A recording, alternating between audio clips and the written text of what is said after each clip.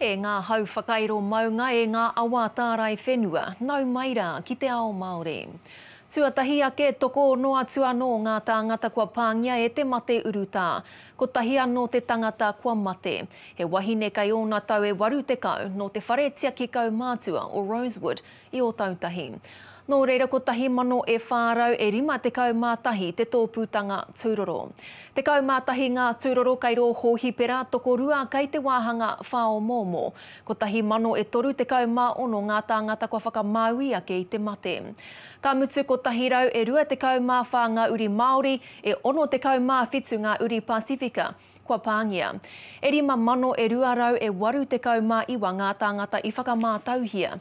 Ina nahi nei.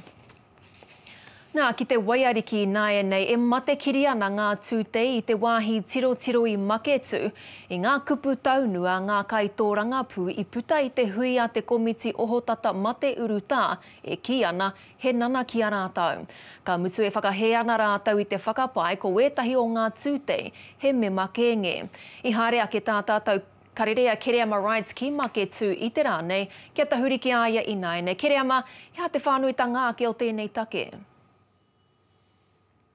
Wikitoria e whāwiki kua pahe mo mai anō i te whakaunga mai o tēnei ohiti taumata tuawhā ki te motu me te aha. Ka ore anō tētahi o ngā uri neke atu i te kotahi mano o MAKETO kia pāngia e tēnei huaketo korona. Me te aha e whakamihi ana ngā tūao neke atu i te waru te kau o MAKETO ake kua whakamomori ao te pō te ao kore utu nei ki te hāpai i ngā wāhi tiro e rua o MAKETO. Ko ia i tūai o rātou pihi ki ngā rūkahu a Simon Bridges. Ko te rangituanga huru mā iwa tēnei. Morena! Me te aha he karere tā MAKETO ki a Simon Bridges. My message to Simon Bridges is, brother, get your facts right. This is not a gang operation. This is a whānau operation. This is a community standing for their community. E tautoko hia ana te kaupapa e te minita pirihimana. Where these checkpoints can operate with the blessing of police, of the local community, of the local council and key stakeholders. And I'm quite comfortable for them to happen. Ahakoa tērā no nanahi nei te kaupapa ka tā noa tia i ngā whakapaia Jerry Brownlee rauwa ko tōna kaiarahi ko Simon Bridges i te hui a te komiti whiriwhiri urupare ki te huaketo korona. I've got an anecdotal case of a 70-year-old man being pulled up by a gang member and telling him to go home because he can't go down the road to get a bottle of milk. It was in MAKETO, not too far from where I reside. And the clear feedback from that man was that the police don't want to know. Hei tā WIREMU EDMONDS ai I whakahurihia tētahi koroua I ona tau whitu te kau I ngārangi oki nei. They wanted to come to the shop, which was closed. So what we are saying to people is if the shop is closed, there's no reason to come into MAKETO to go home and self-isolate. Engari he teka katoa ngā whakapai, nā tētahi mema kēnge ia I aukati. The gang members, allegedly, supposedly gang members, were two of our women folk that were here. I was surprised in the sense that he made sure to mention gang members, which is false. Me te hōhā o ngā KAINOHO nei, Māori mai, Pākehā mai, nā runga I te aro nui ki te oranga o te hapori whānui. It's not about politics. It's ridiculous. It's about keeping people safe. I've been through several times now and I've found them very informative, I've found them helpful, they're very respectful when they speak. Ahakoa ngā taunua ngā kaitōranga pū, ka utonu wēnei tūtei ki wēnei pātū watawata, ka heke ana te taumata ohiti ki te tuatoru, hei te wiki e tū mai nei. We know there's no cure at this time in our country. What we're going to do is we're going to continue to monitor the traffic flow coming in and out of MAKETO. No non-residents, no freedom campers, no tourists. Kare kaua Bridges I te wātea ki te tuku kōrero mai I te rā nei, engari I rere tonu te reo rāhiri o MAKETO ki aia. If his family was here, guess what? We'd protect him too. Wikitoria I whātoro atu hoki te pōhiri kia Simon Bridges kia haere ia ki MAKETO kia kite a kanohi ia I te pai o wā rātou mahi. He mahi kānoho pūmau tonu I te ohiti tuatoru tāku I kōrero nei nā runga I te a wangawanga o ngā kainoho ka hānea haere ngā hapori e karapotia nei I a rātou. Ko whakaaetia te hanumitanga o ngā mirumiru a ko whakaaetia te haere hoki ki tātahi engari e mea nā MAKETO kaua e haere ki reira me he mea e hara koe I te kainoho e hara hoki rānei koe. I te ratonga whaitake. KEREAMA RIGHT, mihi ana ki a koe e nā whakamaramatanga tēnā koe. Nā hakoa ngā whakaaro te āpitihana mō ngā wāhi tirotiro e tautoko ana te premia i ngā mahi a ngā tūte. Hei kōrero i te take nei kia whakawhiti atu kia heta gārdner e tū mai ana ki Pāremata e heta ka aro rānei te premia ki ngā wāhi nei. Tēnā koe Wikitoria, kia ora mai rā tātou e te motu whānui. Ai rānei, ko te pātai tuatahi pia, ai rānei, kei te whakaetia wēnei wāhi tiro e te ture, ai rānei, kei te hia tia, e te hapuri, koe rā ngā pātai kua toko ake whai muri i wērau a ngā karawhiwi kōrero nei koe, e ngā kaitoranga pū me te ki he mahi whakaweti kai te haere, a he takahi wēnei, i ngā turi o te whenua. A ko tā te pirimia a Jacinda Ardern i tēnei rā, kaore ana raru, ki wēnei wāhi tiro.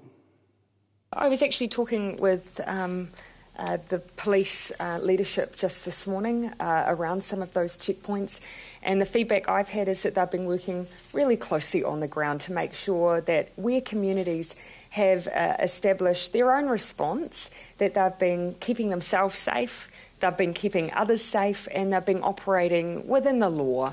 And so for me, that's actually been the important thing, that police have been aware, they've been working with those communities. They know that the intention here is just to look after one another.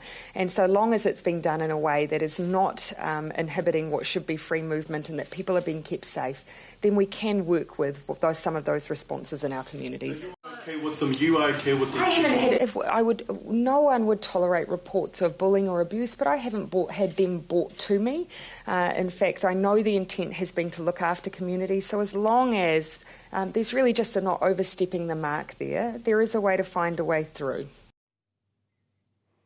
Tuia ki tērā e te iwi, ko tā te pirimia i rongo nei tātou, mena ka whaia ngā turi o te whenua, mena ka whakawhirina ki atu ki ngā prihimana, ka mahi tahi ki te taho o ngā prihimana, ko tā te pirimia a Jacinda Ardern e te iwi mahi a te mahi. Atuia ki tērā i whai wāhi a TAKUTA Ashley BLOOMFIELD ki mua i te arawaro o te motu i tēnei rā, ki te ata hora nei i te mahere e pāna ki ngā mahi whakamātautau mo te mate urutā, a ko tāna kai te kaha arotia, ko ngai Māori me ngai iwi Pasifika. There is wider testing across a range of communities today with a particular focus on ensuring we reach Māori and Pacific communities. In Northland, there is increasing testing in conjunction with Māori health providers, and they will be providing mobile testing facilities going out into smaller communities. This provides those with an opportunity to be tested, those who are there, as well as general health and wellbeing checks and flu vaccinations. So clinics will be available this week in the far north, Kaitaia, Hokianga, Kaikohe, Kawakawa, Mōrewa, Kaipara and Kaiō. There's also a drive-through clinic in both KIRI and Whangarei.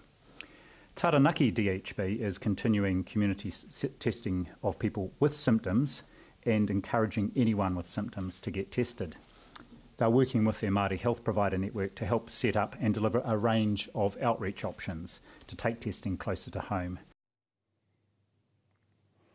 A tēnā ki te whakatepe i aku kōrero e te iwi kāto toro atu ki tētai kaupapa kua kaha titia ki ngā whakaaro, ki ngā hinengaro o te motu whānui i tēnei wā.